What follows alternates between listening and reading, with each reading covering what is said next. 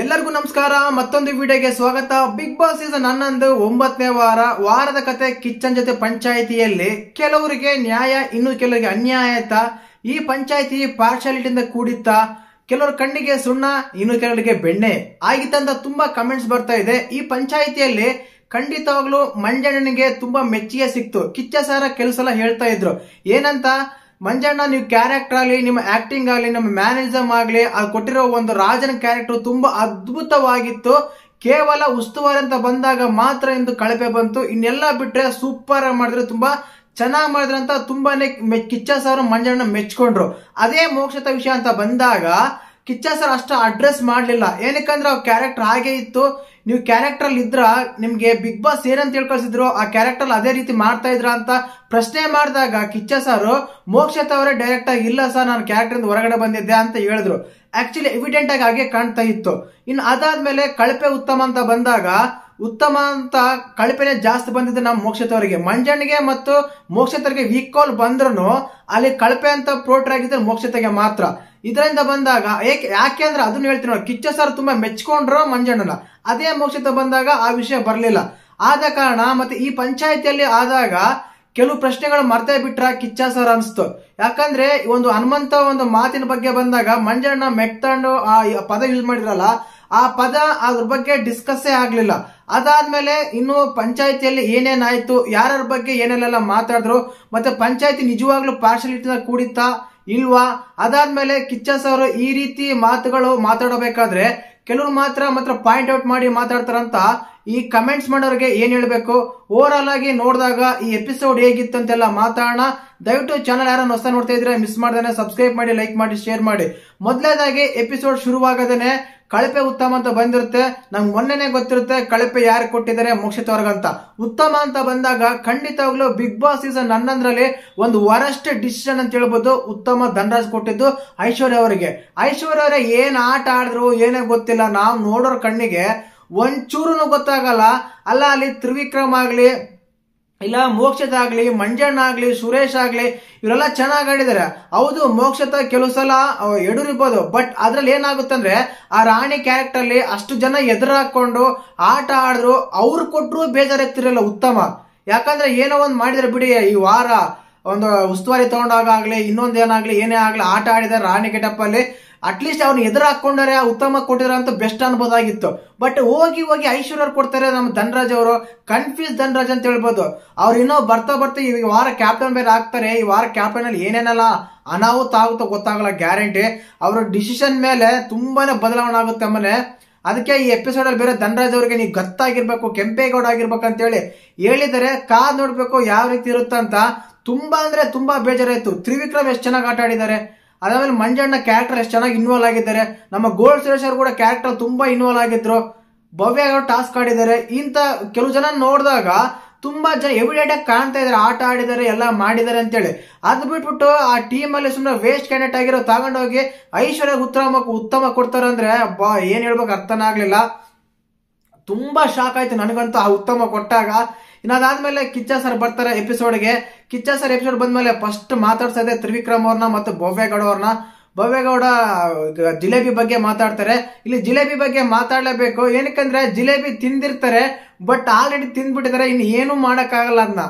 ಈ ವಿಷಯನ ಭವ್ಯಗೌಡ ಸುಮ್ನೆ ಸಿಂಪಲ್ ಆಗಿ ಹ್ಯಾಂಡಲ್ ಮಾಡಬಹುದಾಗಿತ್ತು. ಅಲ್ಲ ಆರ್ಗ್ಯುಮೆಂಟ್ ಮಾಡು, ಗೊತ್ತಾಗಲ್ಲ ಕೇಳ್ಬೇಕು ತಿನ್ಬೇಕ್ತಾನ ಅಂತ ಇದೆಲ್ಲ. ಯಾಕಂದ್ರೆ ಈ ಊಟ ವಿಚಾರ ಇಟ್ಕೊಂಡೆ ನಾಮಿನೇಟ್ ಮಾಡೋರು ಇದಾರೆ ಬಿಗ್ ಬಾಸ್ ಮನೆಯಲ್ಲಿ, ತುಂಬಾ ಸಲ ಆಗಿದೆ ಕೂಡ. ಆದ್ರಿಂದ ಅದು ತಿಂದಿರೋದ ಮೋಕ್ಷತ ಮತ್ತು ಐಶ್ವರ್ಯ. ಕೇಳ್ಬೇಕಾಗಿತ್ತು, ಫಸ್ಟ್ ಆಫ್ ಆಲ್ ತಪ್ಪು ಅವ್ರದೇ. ಕೇಳಿ ತಿನ್ಬೇಕಾಗಿತ್ತು. ಅಲ್ಲಿ ಬೇರೆ ವಸ್ತುಗಳನ್ನ ಮುಟ್ಟೋದು ತುಂಬಾ ತಪ್ಪು. ಯಾಕಂದ್ರೆ ಹೊರಗಡೆ ತುಂಬಾನೇ ಸಿಗುತ್ತೆ, ಬಟ್ ಬಿಗ್ ಬಾಸ್ ಮನೆಯಲ್ಲಿ ಒಂದು ಮೊಟ್ಟೆ, ಕೋಳಿ ಮೊಟ್ಟೆನೂ ತುಂಬಾ ಇಂಪಾರ್ಟೆಂಟ್ ಆಗುತ್ತೆ. ಏನಕ್ಕಂದ್ರೆ ಅಷ್ಟರಲ್ಲಿ ಕ್ರಿಟಿಕಲ್ ಆಗಿರುತ್ತೆ. ಊಟದ ವಿಚಾರ ಬಂದಾಗ ಏನ್ ಬೇಕಂದ್ರೆ ಅದು ಸಿಗಲ್ಲ, ಯಾವ ಬೇಕಂದ್ರೆ ಅದು ಸಿಗಲ್ಲ. ಆದ ಕಾರಣ ಏನಾಗುತ್ತೆ ಅಂದ್ರೆ ಇಲ್ಲಿ ಕೇಳಬಹುದಾಗಿತ್ತು. ಅದಾದ್ಮೇಲೆ ಭವ್ಯಗೌಡ ಇಲ್ಲಿ ಸ್ವಲ್ಪ ಎಡಿದ್ರು ಅನ್ಸುತ್ತೆ. ಅವ್ರಿಗೆ ತಿಂದ್ಬಿಟ್ಟಿದ್ರೆ ಆಯ್ತು, ಕತೆ ಬಗೆಹರ್ದೋಯ್ತು. ಅವ್ರಿಗೆ ಲೂಸ್ ಮಿಷನ್ ಆಗ್ಲಿ, ಅವರೆಲ್ಲ ಸಿಂಕಲ್ ವಾಮಿಟ್ ಮಾಡ್ಕೊಂಡ್ಲಿ, ಈ ತರ ಸ್ಟೇಟ್ಮೆಂಟ್ ಏನಾಗ್ಬಿಡ್ತು ಅಂದ್ರೆ ತುಂಬಾ ತಪ್ಪು ಅನ್ಸ್ಬಿಡುತ್ತೆ ನೋಡೋರಿಗೆ. ಬಟ್ ಅದು ಸೀರಿಯಸ್ ಆಗ್ಲಿ, ಕಾಮಿಡಿ ಆಗಿ ಹೇಳಿ, ಏನೇ ಆಗ್ಲಿ, ಬಟ್ ಒಬ್ಬ ವ್ಯಕ್ತಿ ತಿಂದ್ಬಿಟ್ಟಿದ್ದಾನೆ, ಅದ್ ಮೊದಲ ತಿಂದಿರೋದೇ ತಪ್ಪು, ಇಲ್ಲ ಅಂತ ಹೇಳ್ತಾ ಇಲ್ಲ. ತಿಂದ್ಮೇಲೆ ಈ ರೀತಿ ಸ್ಟೇಟ್ಮೆಂಟ್ ಕೂಡ ತಪ್ಪಾಗಿತ್ತು. ಇನ್ ಅದಾದ್ಮೇಲೆ ಮೋಕ್ಷತ್ ಅವರು ತಿಂದ್ಬಿಟ್ಟು ಈ ವಿಷಯಕ್ಕೆ ಇಷ್ಟೊಂದು ಅಹಂಕಾರ ಇಷ್ಟೊಂದೆಲ್ಲ ಇದ್ರ ಬಗ್ಗೆ ಮಾತಾಡ್ಬೇಕಾಗಿತ್ತ, ಇಷ್ಟೆಲ್ಲ ಡಿಸ್ಕಸ್ ಆಗ್ಬೇಕಾಗಿತ್ತಾ ಊಟ ವಿಚಾರ ಬಗ್ಗೆ ಅಂತೆಲ್ಲ ಹೇಳ್ತಾರೆ. ತಿಂದಿರ ಮತ್ತೆ ದೂರಂಕಾರ ಬೇರೆ ತೋರಿಸ್ತೀರಾ, ಇದೇ ವಿಷಯಕ್ಕೆ ನಾಮೇಟ್ ಬೇರೆ ಮಾಡ್ತೀರಿ ನೀವು ಬೇರೆ ಮನೆಯವ್ರನ್ನ. ಆ ಟೈಮಲ್ಲಿ ನೀವ್ ಹೇಗ್ ತಿಂದ್ರಿ? ತಪ್ಪು ತಾನೆ, ತಪ್ಪಾಗಿದೆ, ಕ್ಷಮೆ ಕೇಳಿದ್ರೆ ಒಪ್ಕೊಳ್ಳೋಣ. ಬಟ್ ಇದ್ರ ಇಬ್ಬರದು ತಪ್ಪಿದೆ. ಕೇಳ್ದೆ ತಿಂದಿತ್ತು ಇವ್ರದ್ದು ತಪ್ಪು, ತಿಂದಾದ್ಮೇಲೆ ಆ ರೀತಿ ಆಗ್ಲ ಅಂತ ಹೇಳಿದ್ದು ಇವ್ರದ್ದು ತಪ್ಪು. ಇನ್ನು ಅದಾದ್ಮೇಲೆ ಆ ಜಿಲೇಬಿ ಬಗ್ಗೆ ಆದ್ಮೇಲೆ ನಮ್ಮ ಗೌತಮಿಗೆ ಸಖತ್ತ ಕ್ಲಾಸ್ ಇರುತ್ತೆ. ನೀವು ಒಂದು ಗೌತಮಿ ಆಗಿದ್ರ ಇಲ್ಲ ಪ್ರಜೆ ಆಗಿದ್ರ ಇಲ್ಲ ಗೌತಮಿ ಮಾತಾಡಿದ್ರ ಅಂತ. ಅಲ್ಲಿ ಗೌತಮಿ ಆಗಿ ಮಾತಾಡಿದವರು, ಪ್ರಜೆಯಾಗಿ ಎಲ್ಲಿ ಮಾತಾಡಿದ್ರು? ರಾಜನಿಗೆ ಆರ್ಡರ್ ಮಾಡ್ತಾ ಇದ್ರು, ರಾಜ ಹೀಗ್ ಮಾಡು ಹಾಗ್ ಮಾಡು ಹೀಗ್ ಮಾಡು ಅಂತ. ಇಲ್ಲಿ ಎಪಿಸೋಡ್ ಅಲ್ಲಿ ಬಂದಾಗ ವೀಕೆಂಡ್ ಅಂತ ಬಂದಾಗ ತುಂಬಾ ಓಪನ್ ಅಪ್ ಆಗುತ್ತೆ. ಇನ್ನಾದ್ಮೇಲೆ ಇಲ್ಲಿ ಮುಖ್ಯವಾಗಿ ಮಾತಾಡ್ಲೇಬೇಕು, ಕ್ಯಾಪ್ಟನ್ ಟಾಸ್ಕ್ ಬಗ್ಗೆ ಮಾತಾಡ್ತಾರೆ ನಮ್ಮ ಕಿಚ್ಚ ಸಾರು. ಅಲ್ಲಿ ಎವಿಡೆಂಟ್ ಆಗಲ್ಲ, ಕ್ಲಿಯರ್ ಆಗಿ ಎಪಿಸೋಡ್ ಅಲ್ಲೇ ತೋರಿಸಲಾಗುತ್ತೆ. ನಾವು ಸುರೇಶನ್ ಮಾಡೋದು ಬೇಡ, ಧನರಾಜನ್ನೇ ಕ್ಯಾಪ್ಟನ್ ಮಾಡೋಣ ಅಂತ. ಯಾಕಂದ್ರೆ ಅಲ್ಲಿ ನೋಡು, ಫಸ್ಟ್ ಆಫ್ ಆಲ್ ಸುರೇಶ್ ತೆಗಿಬೇಕು. ಇವರೆಲ್ಲ ಗ್ರೂಪ್ ಡಿಸ್ಕಸ್ ಮಾಡ್ಕೊಂತಾರೆ. ಶಶಿರು ಆಗ್ಲಿ, ಮೋಕ್ಷಿತ ಆಗ್ಲಿ, ಇನ್ನು ಚೈತ್ರ ಆಗ್ಲಿ, ಇವರೆಲ್ಲ ಗ್ರೂಪ್ ಡಿಸ್ಕಸ್ ಮಾಡೇ ಕ್ಯಾಪ್ಟನ್ ಸೆಲೆಕ್ಟ್ ಮಾಡೋದು.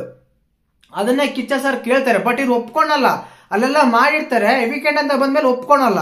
ಕರೆಕ್ಟ್ ಆಗಿ ಆಗಿದ್ದು ಅದನ್ನೇ ಓಕೆ, ಅದೆಲ್ಲ ಆದ್ರ ಮೇಲೂ ಎಲ್ಲ ಟಾರ್ಗೆಟ್ ಮಾಡಿ ಕ್ಯಾಪ್ಟನ್ ಮಾಡಿ ಧನರಾಜ.